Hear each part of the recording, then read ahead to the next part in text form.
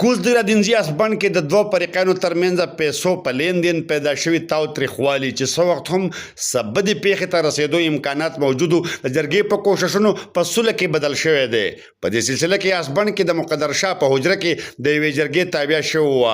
چې پکې د جرګې مشرانو ملک خان باچا، کاټلنګ پی کې 54 پخوانی ایم پی ملک شوکت، وکیل سید باچا، انجینیر عادل نواز، مختیار خان، رشید خان، پیر حبیب احمد، حبیب الرحمن په شمول یو شمیر مشرانو شرکت کړو. جرګه کې د جرګې مشرانو ملک خان باچا او ملک شوکت، د اسبن مقدر شاه او سانام ډیم پخوانی ټیکدار جهاد علي د یو بل سره په میلا وهلو د دوانو ترمنځ کروڑونو روپو ورکړه راکړه جوړ شوی تاوتریخوالي خاتمي اعلان وکړو. د مقدر شاه او جهاد علي وینا وا ټول مشرانو شکریا ادا کوم خو چې دې ځکه تراله ایون جهاد علي صاحب چې کدل تراغله دی او د په خپل چیز باندې شرمنده دی او داغه چې یاره یو غلط فهمي ده یو شې او زموږ په منځ کې نو زما د طرفه د جهاد علي اجي سره د نن هیڅ مسله نشته، هیڅ معاملات نشته او زما د طرفه د ما بخله ده. د مشرانو چې کوم ته غوډو بده کې کوم مهنت کوم خاري وکړه او موږ دواړه د کې روغوال کو ارسه زموږ وس کې چرس راغلي اتفاقي راغلي دي یا د مخکې په پلانینګ دي یا په نه پلانینګ دي خو بس یو اتفاقي معامله وه بس ما د اخلاص هغه ماف کړی دی هغه ما ماف کړي او زموږ وس کې چې کوم چیز باندې تنازع وه هغه تاسو په خاطر کتابت کې راوستې ده هغه چې کوم دي کوم عدالتونه دي که زمردان دی یا به زه خلاصوم که دې ځای دی به دې راشي پیش خلاص بشي او نور زموږ وس کې آینده هیڅ نشته دی انشاءالله نه به وي. په دې مقام موجود مشرانو ملک خان باچا، ملک شوکت او مختیار خان په خپل وینا کې دوه فریقین ته په صلح کول مبارکي ورکول سره د جرګې د مشرانو خبره منلو د دې شکریا ادا کړه. دی ویل او تاسو ټول د جرګې ملګري او مدعیان تاسو ډیره مننه، ډیره شکریا. هر ملګري پکې خپل حصہکار وکړو د چا چې څومره کردار هغه کردار پکې په پازیټیو سنس کې هغه استعمال کړو. نو موږ درنه ډیر زیات خوشاله یو او باقي بیا چې راسونه مشکلات پاتې دي د څونو ملګرو نو دا الله ته سوال کوي چې خدای دا ته په خپل قدرتونو ورکړي. د ټولو نه اول د ملک شوکت صاحب او د هغه سره راغلي د جرګې د مشرانو چې چا په دې مسله کې په دې تنازع کې ستړی کړی دا ډېر زیات منډه ترړې والې ده ډېر انتهایی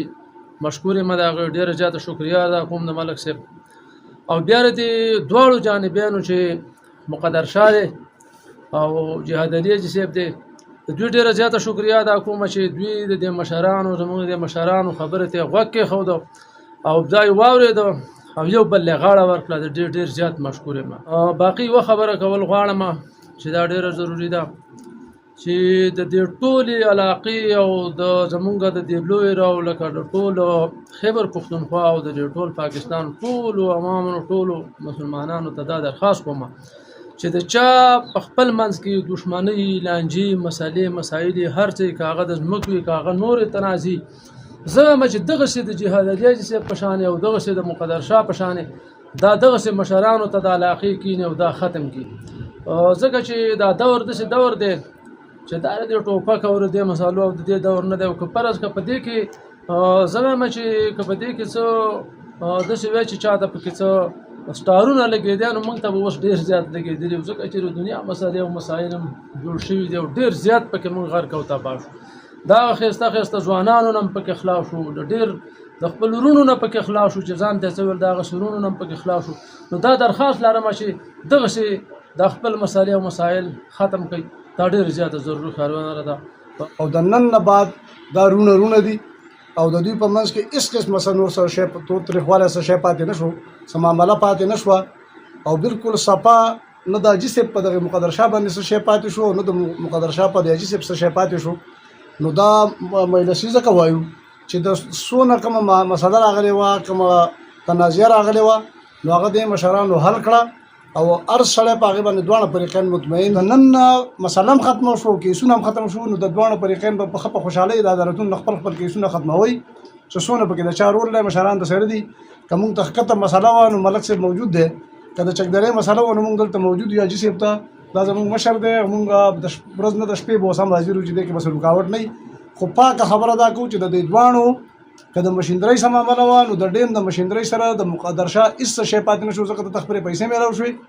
او حاجي صاحب د مشیندرۍ چې د هغه مالک ته که خرڅ کړی د کار سره کړی دي نو نور د دوی په منځ کې هیڅ قسمه د 2 روپو سره لین پاتې نشو. د مقدر شاه او جهاد علي ترمنځ د مشیندرۍ په اخستو خرڅولو د کروڑونو روپو ورکړې راکړې مسله پیدا شوه چې د جرګې په کوششونو ختمه شوه. محمد اسرار، خیبر نیوز، اسبان، کوزدیر.